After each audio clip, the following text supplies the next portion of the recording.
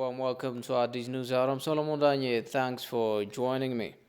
In March 2018, 3 years back, Prime Minister Abiy Ahmed came to power with a vision of national unity encapsulating in his ideology of Madema or positive sum.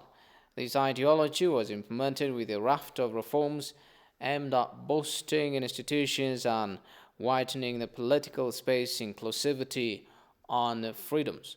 The celebration of third-year premiership of Abiy Ahmed kicked off here at the Sheraton Addis Hotel in the presence of religious leaders, officials, community representatives, and other distinguished guests. Kasan Jani had the details.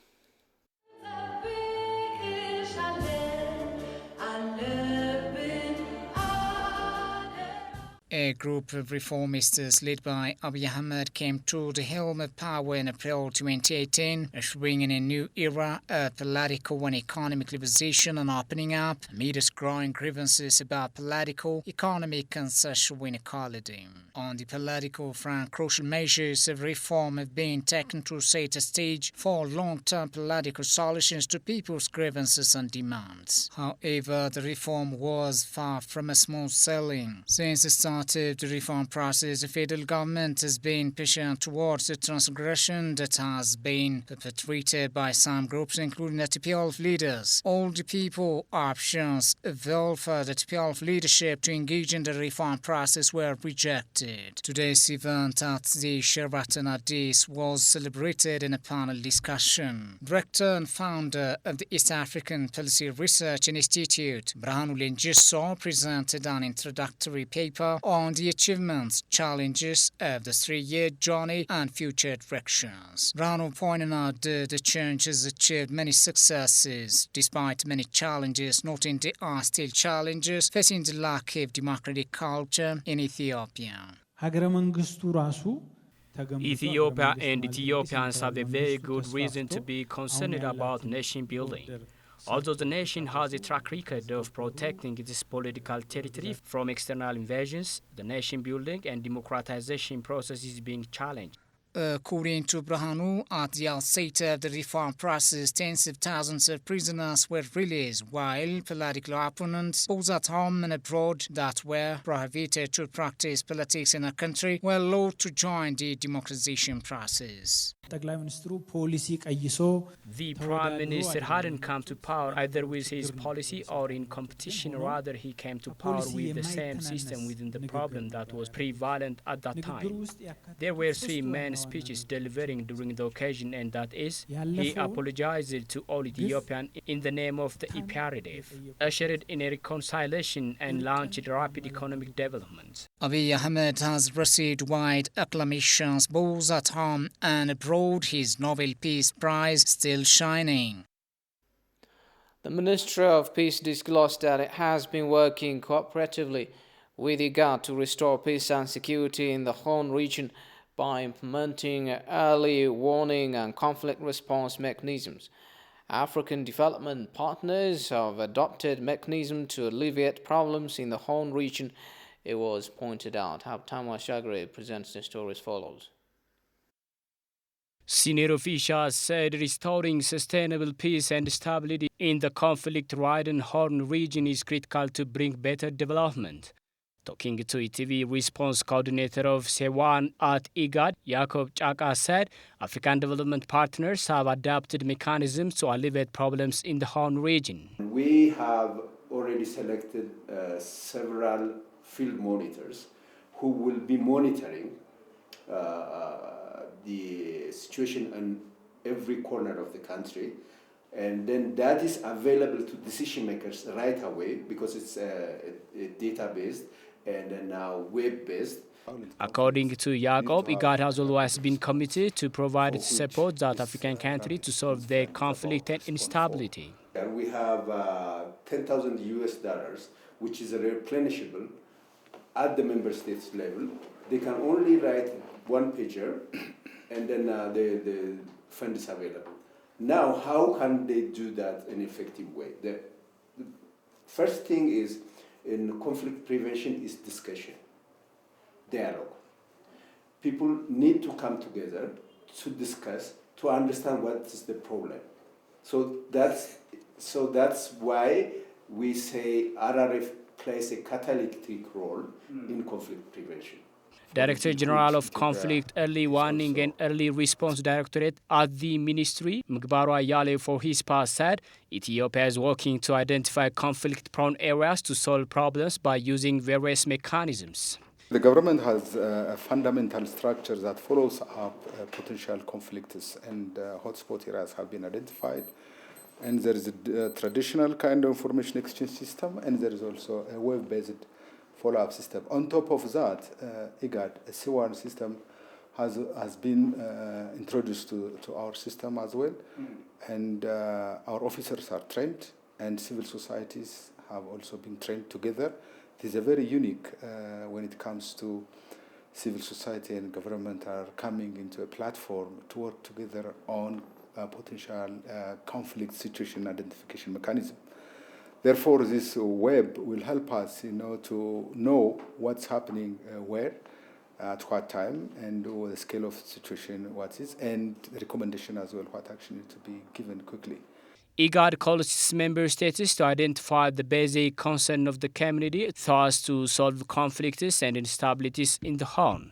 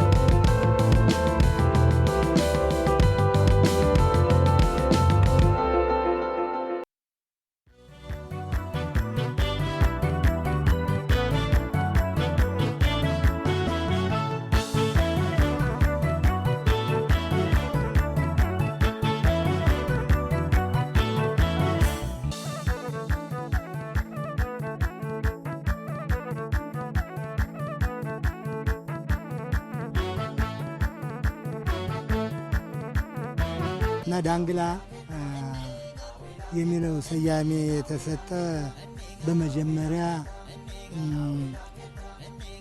ዋግምራ ወይም ሰቆጣ ከሚባል አካባቢ ላይ 7 ወንድማማች አገዎች እንደመጡና ወንድማማቾች ወደዚህ አካባቢ ይመጣሉ። ሲያዩት ለምለም ቦታ ሆኖ ያገኙታል ሲፈልጉ እና በቋንቋቸው ሲነጋገሩ ዳንግ ራሱ ዳንግ ነው ስሙ። የት ሄደ እላ ማለት ባገውኛ የለም ማለት ነው። እዚህ አካባቢ የለም እና ዳንግላ የሚለው ስያሜ ከዚህ አንጻር የመጣ ነው።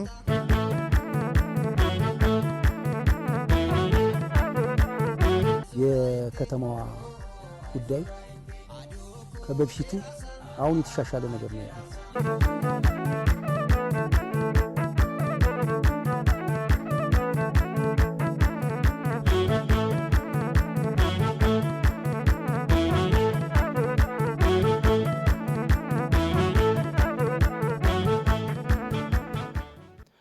You're watching Addis News Hour. Israeli clean air startup Ora Air will establish a production line and an innovation center for the training and presentation of clean air technologies in Ethiopia, the company said in a statement on Thursday. While the center will be situated in Ethiopia, it will serve as the basis for carrying out other health projects around the continent, meeting featured ambassadors from Ethiopia, Angola, Cameroon, Democratic Republic of Congo, Equatorial Guinea, Ghana, Nigeria, Rwanda, Mozambique, and Zambia.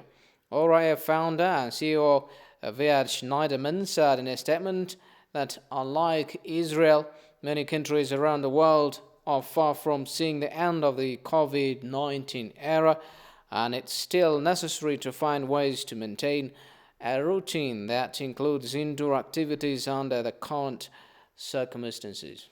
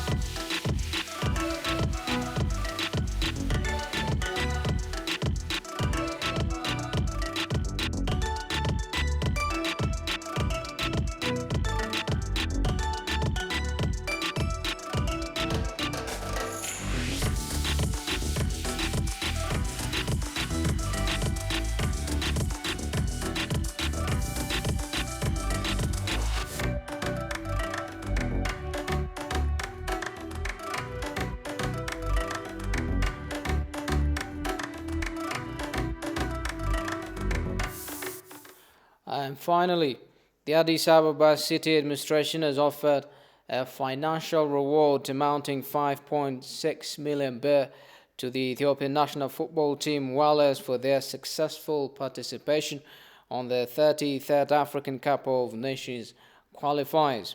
Deputy Mayor of Addis Ababa City, Adanechi Abebe, in her remarks at the ceremony has expressed her appreciation for the players and coach of the national team, calling the achievement historic. The secret of your success lies on your effective teamwork. You've really motivated your people with your hard works, said the Deputy Mayor. The Deputy Mayor reiterated the commitment of the city administration to continue all the necessary support to the national football team. And before we go, a reminder of the top story. Ethiopia celebrates 3 years of reform as transition marred by conflicts and more political polarization.